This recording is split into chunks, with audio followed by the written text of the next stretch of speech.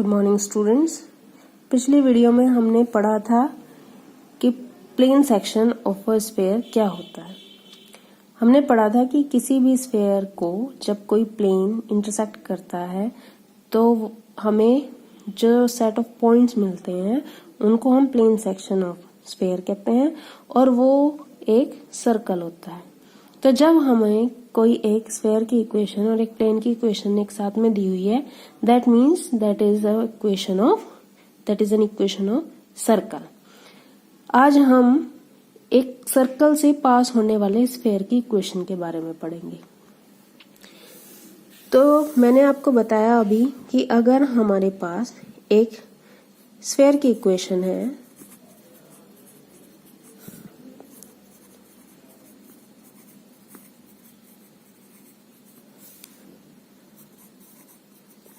और उसके साथ हमें एक इक्वेशन दी हुई है प्लेन की,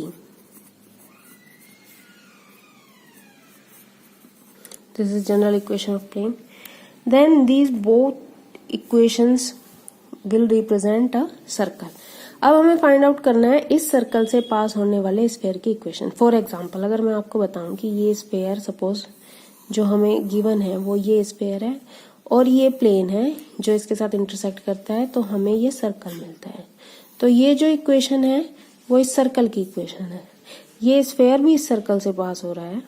इसके बाद और भी स्फीयर हो सकते हैं कि इस सर्कल से पास हो रहे हो, सपोज इस तरीके से, यहां से या इस तरह से। तो एक सर्कल से बहुत सारे स्फीयर पास हो सकते हैं। अब हमें उस पर्टिकुलर स्फीयर की इक्वेशन निकालनी है जिसके लिए हमें कंडीशंस गिवन है कि वो स्फीयर निकालो जो इस सर्कल से पास हो रहा है, और उसके साथ एक कंडीशन और गिवन होगी कि या तो वो कोई किसी पर्टिकुलर पॉइंट से पास हो रहा है या किसी दूसरे स्फीयर का ग्रेट सर्कल है। इस तरह से कोई भी कंडीशन हमें गिवन होगी। तो सबसे पहले अगर हम ये स्फीयर और ये प्लेन दिया हुआ है तो इस सर्कल से पास होने वाले स्फीयर की इक्वेशन क्या होती है वो हम देख लेते हैं। X square plus y square plus z square plus 2ux plus 2vy z plus D plus K into जो प्लेन की इक्वेशन है x plus B y plus C z plus D is equal to 0। तो ये पूरी equation किसकी equation है? Which equation of sphere which pass through the circle. Okay, अब हमें जो भी कंडीशन गिवन है, suppose we are given that this sphere passes through a particular point, then what we will do?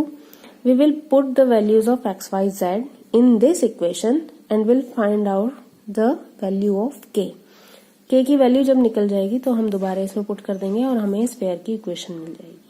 Okay, तो हम इसके लिए एक एग्जांपल कर लेते हैं।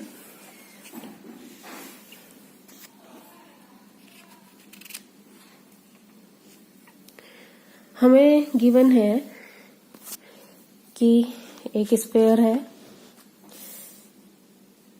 X square plus y square plus z square is equal to 9 and उसके साथ एक plane, that means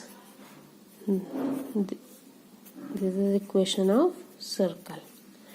We have to find out the equation of a sphere passing through the circle and passing through the point 1, 2 and 3. तो सबसे पहले इस circle से पास होने वाले स्फीयर की इक्वेशन हम लिखेंगे x square plus y square plus z square. जो कांस्टेंट टर्म है उसे भी हम लेफ्ट हैंड साइड में ही ले आएंगे, plus K into 2x plus 3y plus 4z minus 5 is equal to 0। तो ये हमारी जो इक्वेशन है पूरी, ये इक्वेशन है स्फीयर की passing through the circle.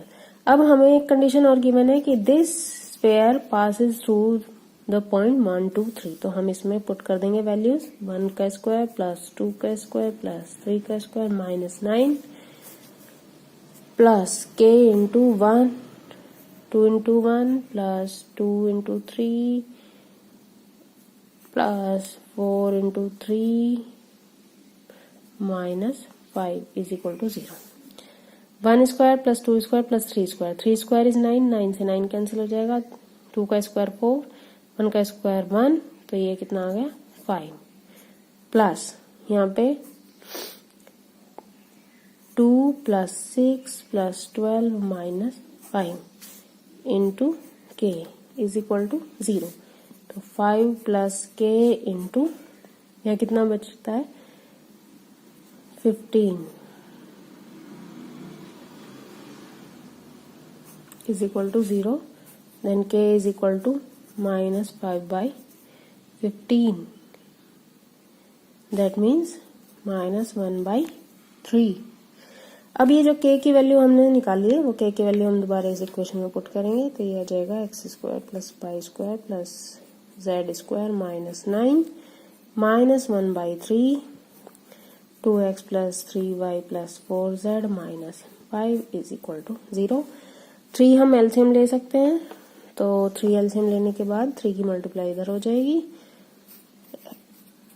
Y square plus z square, इसको हम अलग कर लेते हैं, माइनस 27 और ये जाएगा minus 2x minus 3y minus 4z plus में 5 इज इक्वल टू 0, ये जाएगा 3x square plus y square plus z square